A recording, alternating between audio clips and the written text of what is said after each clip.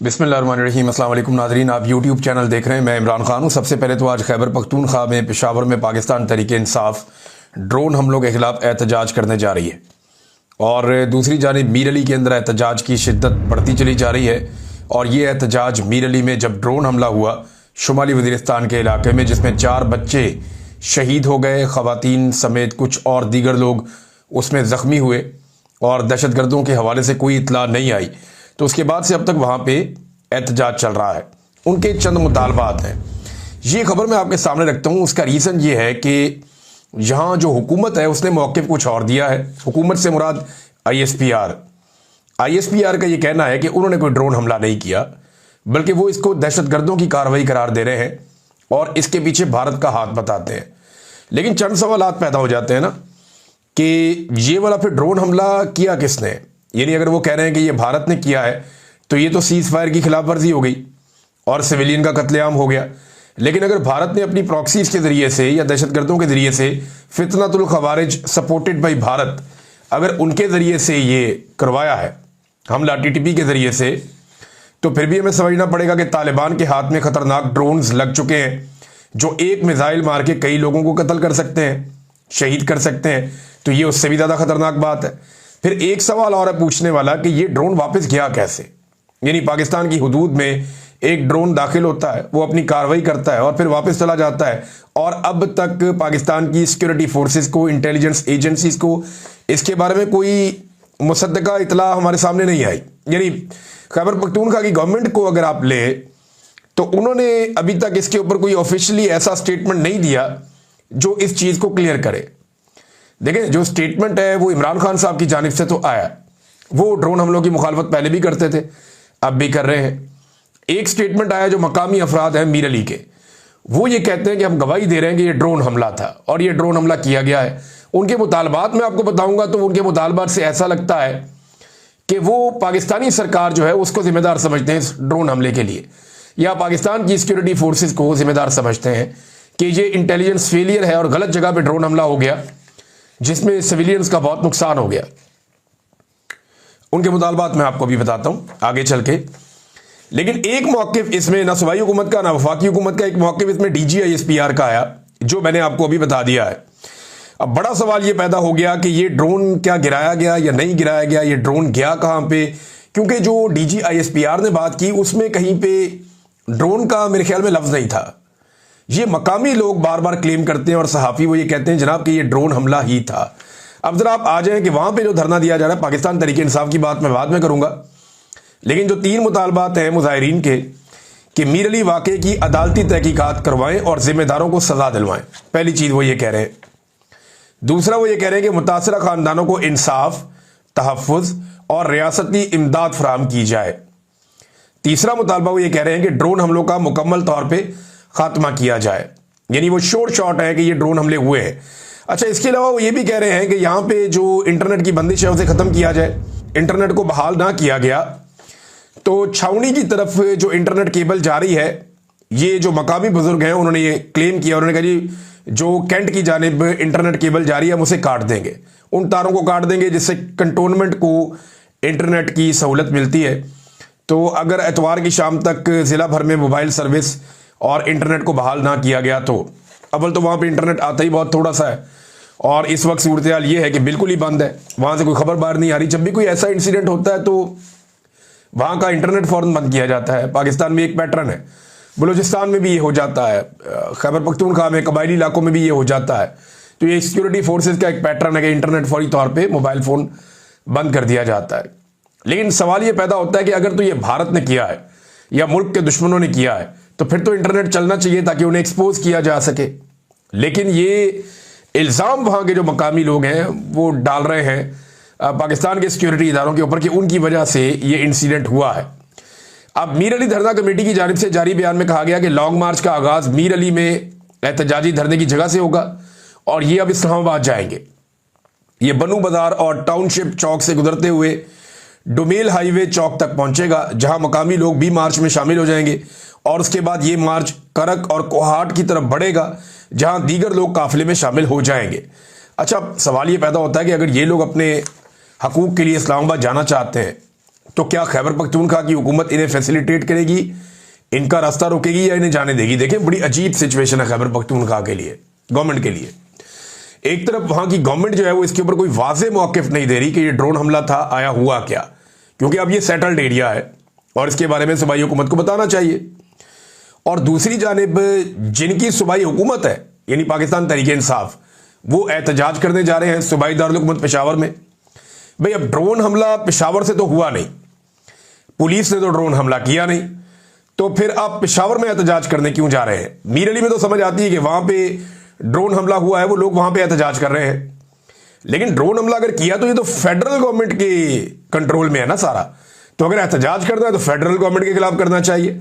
फिर जुनैद अकबर साहब को और सबको जाना चाहिए था इस्लामाबाद और वहां जाके ड्रोन हमले के खिलाफ एहतजाज करना चाहिए था, जहां पे अब मीर अली से लोग जाना चाहते हैं। देखना यह है कि मीर अली के लोगों को वहां जाने दिया जाता है या नहीं, ये चीजें अभी पता चल जाएगी, मैं आपके साथ शेयर करता रहूंगा। इमरान खान के लिए बहरहाल पाकिस्तान भर में मुजाहरे तेज होना शुरू हो गए हैं, लोग अपनी मदद आपके तहत निकलते हैं, एहतजाज करते हैं। पाकिस्तान तहरीक इंसाफ जो है उसमें कई हिस्से बने हुए हैं, हर हिस्सा एक बात के ऊपर जो है वो मुत्तफिक है कि इमरान खान साहब को बाहर निकालो और इसी में पाकिस्तान आगे बढ़ सकता है। अब कराची के अंदर एहतजाज हुआ इमरान खान साहब की रिहाई के लिए, सिंध में एहतजाज हो रहा है इमरान खान साहब की रिहाई के लिए, तहरीक चल रही है। उमरकोट में शाह महमूद कुरैशी और इमरान खान साहब की रिहाई के लिए रैली हमने देखी, बहुत बड़ी रैली निकली वहां पे।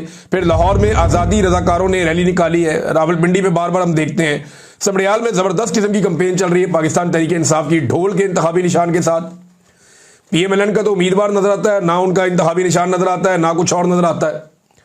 तो वहां पे तो ऐसा लगता है कि इलेक्शन को उन्होंने फेंक दिया एस्टेब्लिशमेंट के कंधों पे, यानी मुस्लिम लीग नून ने इलेक्शन लड़ना भी अब गवारा करना छोड़ दिया है कि इलेक्शन क्या लड़ना है, एस्टेब्लिशमेंट हमें इलेक्शन जितवा देगी। और वहां पे जो है वो इंतजामिया क्या कर रही है कि PTI के बैनर पोस्टर उतारती है और नून लीग के बैनर पोस्टर जो है वो चिपकाती है। उनको जिताने की जिम्मेदारी एस्टेब्लिशमेंट और इंतजामिया के कंधों पे है। तो देख लेते हैं कि एस्टेब्लिशमेंट कब तक इनको इलेक्शन जितवाती चली जाती है। खैबर पख्तूनख्वा में लोड शेडिंग के खिलाफ नाजरीन वहां के लोग अब आवाज उठा रहे हैं क्योंकि गर्मियां शुरू हो गई हैं और लगातार गुज़िश्ता साल की तरह खैबर पख्तूनख्वा में लोड शेडिंग बढ़ा दी गई है। और होता यह है, ये PMLN का पुराना तरीक़ाकार है।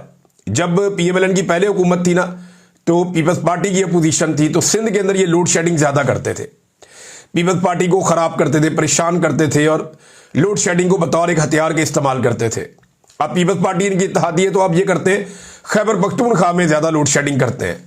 अब इसमें जो फैसल अमीन खान है, अली अमीन का भाई, ये मेंबर कौमी असम्बली है, तो इनका कहना है कि खैबर पख्तूनख्वा प्रोड्यूस करता है पाकिस्तान की आधी तकरीबन जो है हाइड्रो पावर, जो एक हाइड्रल जो बिजली पैदा होती है, पानी से बिजली पैदा होने के जो मंसूबे हैं वो आधे के करीब खैबर पख्तूनख्वा में है, वहां से पैदा होते हैं। लेकिन इसके बावजूद जो है फेडरल गवर्नमेंट वहां पे लोड शेडिंग करती है। और यह भी एक सच है कि सैकड़ों अरब देने हैं वफाकी हुकूमत ने खैबर पख्तूनख्वा के बिजली की मद में। अब हुआ यह है कि ये एक डाटा है सरकारी और डाटा ये बता रहा है कि किसके सूबे के जिम्मे कितने कितने पैसे हैं। खैबर पख्तूनख्वा के हवाले से एक प्रोपेगेंडा किया जाता है कि खैबर पख्तूनख्वा वाले बिल नहीं देते, ये प्रोपेगेंडा चलता है। लेकिन बिजली का बिल सबसे ज्यादा जिन्होंने चोरी किया या जिन्होंने बिजली का बिल अदा नहीं किया, जिनके जिम्मे बिल है, सबसे ज्यादा 67 बिलियन 67 अरब जो है ये सिंध के जिम्मे है। बलूचिस्तान और पंजाब दोनों के जिम्मे 42 अरब है, जबकि 10 अरब सिर्फ और सिर्फ खैबर पख्तूनख्वा के जिम्मे है। और जनाब बयानिया बनाया जाता है कि शायद खैबर पख्तूनख्वा ने सबसे ज्यादा पैसा देना है। लोड शेडिंग भी सबसे ज्यादा खैबर पख्तूनख्वा में कर रहे हैं और रिकवरी भी सबसे ज्यादा खैबर पख्तूनख्वा से हुई है। उन्होंने यानी कम पैसा देना है वफाक का, बाकी सबने ज्यादा देना है। हालांकि वफाक ने खैबर पख्तूनख्वा का ज्यादा पैसा देना है वापस, जो वो नहीं दे रहे क्योंकि वहां पे वो बिजली बनाते हैं और वो अब डिमांड कर रहे हैं। तो नाज़रीन, जहां पे हर शोबा तबाह कर रहे हैं वहां पे ये शोबा भी है। ज़राअत की इन्होंने क्या हालत की, मैं कुछ चीजें आपके सामने रखना चाहता हूं। इस वक्त जो आदाद शुमार आए हैं 2025 वाला जो फिस्कल ईयर है, इसमें जो ज़राअत का शोबा है पाकिस्तान में एग्रीकल्चर का, उसकी जो ग्रोथ है वो 0.56% है। ये ग्रोथ रेट है, बेड़ा ही गरक करके रख दिया ज़राअत का। ये 2021 में इमरान खान साहब के दौर में 3.5% तक ग्रोथ थी, कुछ बढ़ती है कभी कम होती है, ये होता रहता है। लेकिन लगातार जितनी मार इन्होंने किसान को मारी है, यानी पाकिस्तान का लगभग 40% जो लेबर तबका है या पाकिस्तान का लगभग 40% जो मेहनत कश है वो ज़राअत के शोबे से वाबस्ता है। वो किसान है, वो मेहनत जमीन के ऊपर करता है, वहां से इजनास उगाता है, उसको बेच के अपना और अपने बच्चों का और खानदान का पेट पालता है। अब ये जो पूरा एक तबका है पाकिस्तान के 40% मेहनत कश, इनको पीस के रख दिया है। इनकी ग्रोथ ऊपर जानी चाहिए थी, महंगाई बहुत ऊपर जा रही है, लेकिन इनकी ग्रोथ नीचे गई है और ये 0.56% तक, यानी 0.6%, बहुत ज्यादा भी करें आप तो यहां तक ये पूरा का पूरा शोबा ही बैठ गया है। कॉटन जो है उसकी पैदावार, यानी जिसे आप कपास कहते हैं, वो बहुत कम हुई है। पाकिस्तान में 3 टॉप इजनास है। नंबर 1 के ऊपर आती है चावल, ये भी कम हुई है, स्लाइटली कम हुई है, लेकिन चावल की पैदावार भी कम हुई है पाकिस्तान में। नंबर 2 पे आती है कपास। कपास की पैदावार लगातार पाकिस्तान में कम होती चली जा रही है और इसका इंपैक्ट आएगा जब आपकी इंडस्ट्री चलेगी, जब आप कपड़े का कारोबार करेंगे, जब आप धागा बनाएंगे, जब आप अगला काम करेंगे ना, आपकी इंडस्ट्री चलेगी, टेक्सटाइल इंडस्ट्री, तो फिर आपको यह कपास बाहर से इंपोर्ट करनी पड़ेगी। और जब यही कपास आप बाहर से इंपोर्ट करेंगे तो बैलेंस ऑफ पेमेंट खराब हो जाएगा, यानी आपको ज्यादा इंपोर्ट करना पड़ेगा, आप कम एक्सपोर्ट करेंगे तो आपको नुकसान होगा। अपनी कपास हो जाए ना तो पाकिस्तान को नुकसान नहीं होता, लिहाजा इनकी पॉलिसियां बहुत खराब हैं। कपास का भी इन्होंने बेड़ा गर्क कर दिया पकड़ के। और तीसरी जो क्रॉप होती है पाकिस्तान में बड़ी, वो गंदुम है, और गंदुम अपने तखमीने से बहुत कम पैदा हुई है। पाकिस्तान एक ज़रई मुल्क होने के बावजूद इस मरतबा फिर गंदुम इंपोर्ट करने पर, यानी बाहर से दूसरे मुल्कों से गंदुम मंगवाने पर मजबूर होगा।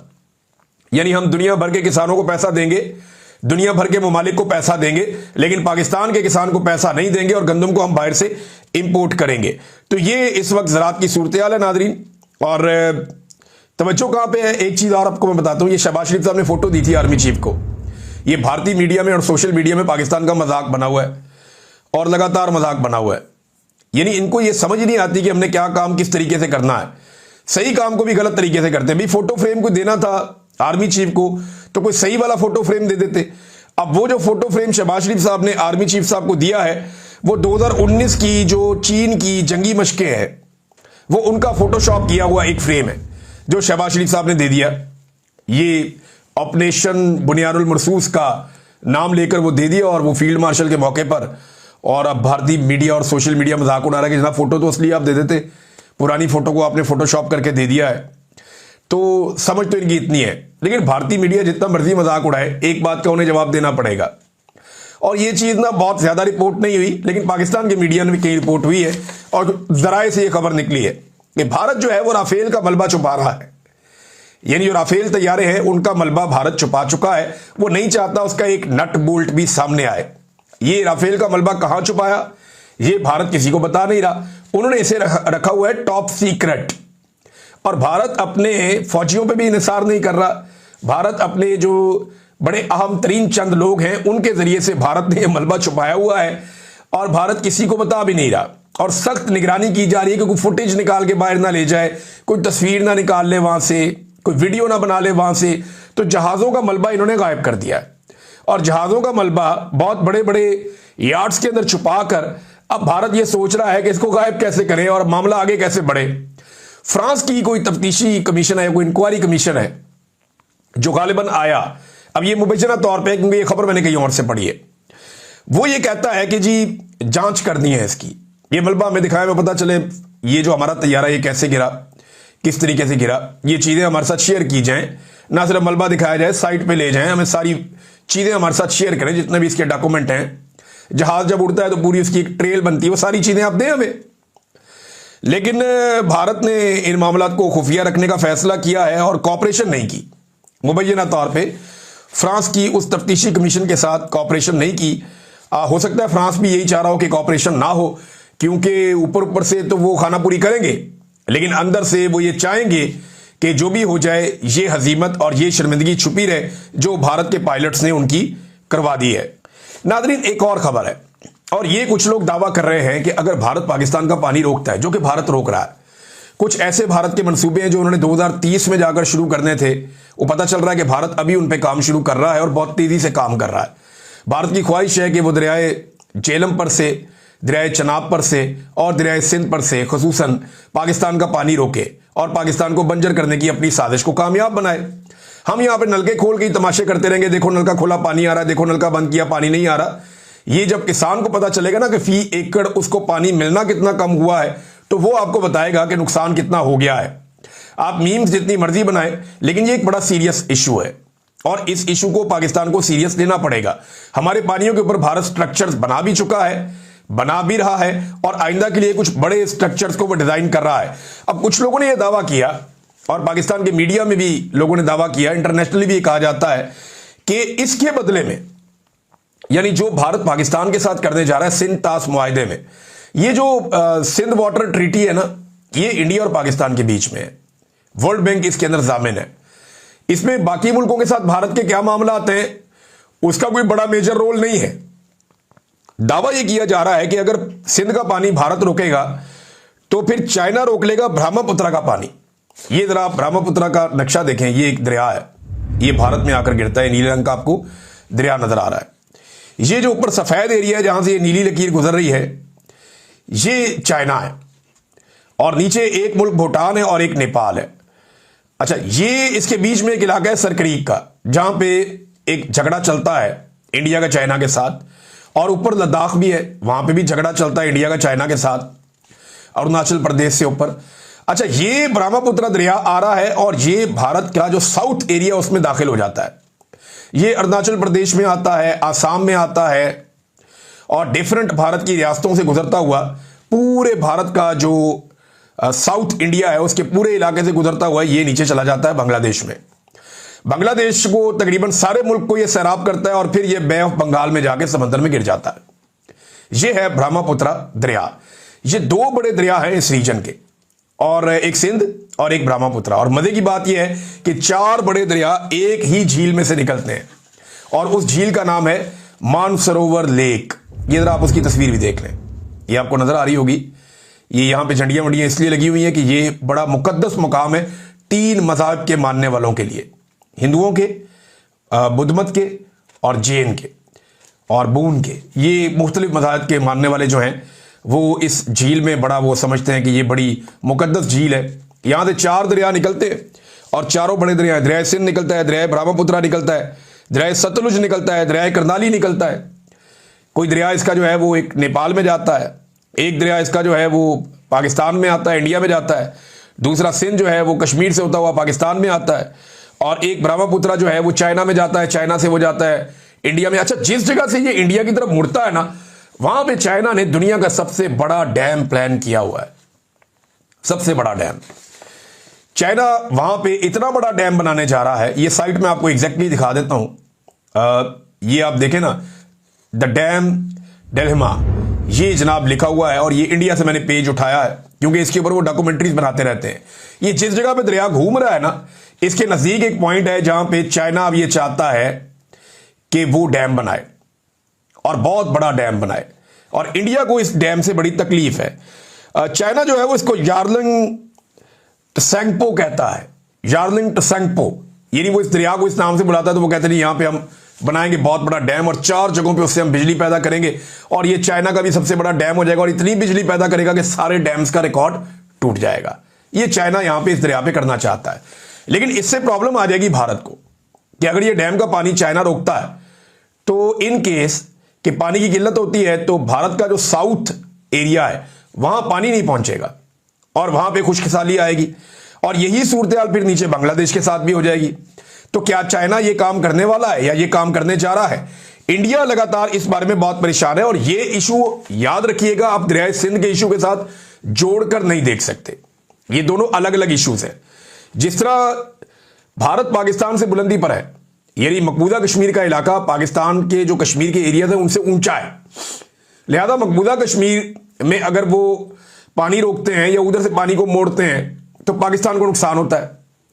इसी तरह जो चाइना के पास इलाके हैं वो भारत से ऊंचे हैं, तिब्बत का एरिया है, वहां से ये शुरू हो जाते हैं फिर नीचे आ जाते हैं। मानसरोवर लेक मैंने आपको बताया। यहां पे एक और जगह भी है बड़ी इंटरेस्टिंग, ये देखें आप, ये पहाड़, ये गोल्डन सा आपको नजर आ रहा होगा, दो पहाड़ों के बीच में, इसे कैलाश कहते हैं। आपने देखा होगा इंडियन फिल्मों में वो कहते हैं जी हम तीर्थ यात्रा पे जा रहे हैं। ये नीचे आपको औरतें भी जाती हुई नजर आ रही हैं इस पहाड़ की तरफ, ये बहुत सारी हिंदू औरतें जा रही हैं कि जी हम तीर्थ यात्रा पे जा रहे हैं। तो ये जो है ना, ये लेक और ये वाला जो पहाड़ है, इस जगह पे इन्होंने टेंपल बनाया हुआ है और इनका ये मानना है कि इनका एक भगवान शिव वो यहाँ पे उनसे जुड़ी हुई कुछ चीजें इन्होंने वो बनाई हुई हैं और इनके पास पूरी एक मिथ है जिसकी बुनियाद पे समझते हैं कि ये जैसे मुख्तलिफ मज़ाहिब के लोग मुख्तलिफ जगहों पे ट्रैवल करते हैं अपने मजहबी फ्रीज़े के लिए। मुसलमान जो हैं हम लोग मक्का और मदीना जाते हैं, जो सिख हैं वो पाकिस्तान में आते हैं ननकाना साहब में और मुख्तलिफ जगहों पे, पंजा साहब में और पता नहीं और जगह भी है, एक करतारपुर भी है। तो इसी तरह से जो क्रिश्चियंस हैं वो उधर जाते हैं वेटिकन सिटी में और मुख्तलिफ जगहों पे, और जो ज्यूज़ हैं वो जाते हैं यरूशलेम में। और इसी तरह जो है ये हिंदू ये जाते हैं जी इधर ऊपर मानसरोवर लेक और ये जो झील है एक बहुत बड़ी वहाँ पे, और ये कैलाश जो एक माउंटेन है वहाँ ये जाते हैं और जाके वहाँ पे अपनी इबादत करते हैं। बड़ा लंबा इनका ये सफ़र होता है और ये उस सफ़र पे पहुँचते हैं, और इसी सफ़र पे जाने के लिए इनका एक झगड़ा चला रहता है कुछ इलाकों को लेकर जो नेपाल के पास है। तो ये चाहते हैं कि ये रास्ता सारा इनका अपना हो जाए और नेपाल उस रास्ते को छोड़ दे, ये नेपाल को बाईपास करके सीधे पहुँच जाएं। लेकिन नेपाल का वहाँ कंट्रोल है, काला पानी है, लिपू लेक है और लिम्पियाधुरा है, 3 इलाके मुझे अच्छी तरह याद है, मैंने इन पे काम किया था। इन 3 इलाकों पे नेपाल में और इंडिया में भी एक झगड़ा है। तो इंडिया का नेपाल के साथ भी और चाइना के साथ भी झगड़ा ये ऊपर तिब्बत के इलाकों की वजह से है, जहां से ब्रह्मपुत्रा जो रिवर है वो शुरू होता है। तो इसकी उनके लिए एक मजहबी हैसियत भी है, दूसरा उनकी मईशत खास तौर पे उनकी जो ज़राअत है उसका एक बड़ा दारोमदार इसी दरिया के ऊपर है, और बांग्लादेश का तो पूरा ही इसके ऊपर है। तो क्या चाइना ये बहुत बड़ा डैम बना देगा? चाइना ने प्लान तो किया हुआ है, रन ऑफ द रिवर अगर वो बना देते हैं और पानी को नहीं रोकते तो फिर तो सबका फायदा होगा। लेकिन अगर वो पानी को स्टोर करते हैं और बहुत ज्यादा पानी रोकते हैं और उसका रुख मोड़ने की कोशिश करते हैं, इसी मोड़ से उसको कहीं और मोड़ते हैं, तो फिर भारत को और बांग्लादेश का बड़ा नुकसान भी हो जाएगा। मैंने पिक्चर आपके सामने रखी, इन चीजों पर हम बात करते रहेंगे फ्यूचर में भी। अब तक के लिए इतना ही, अपना ख्याल रखिएगा, अपने इस चैनल का भी। अल्लाह हाफिज़।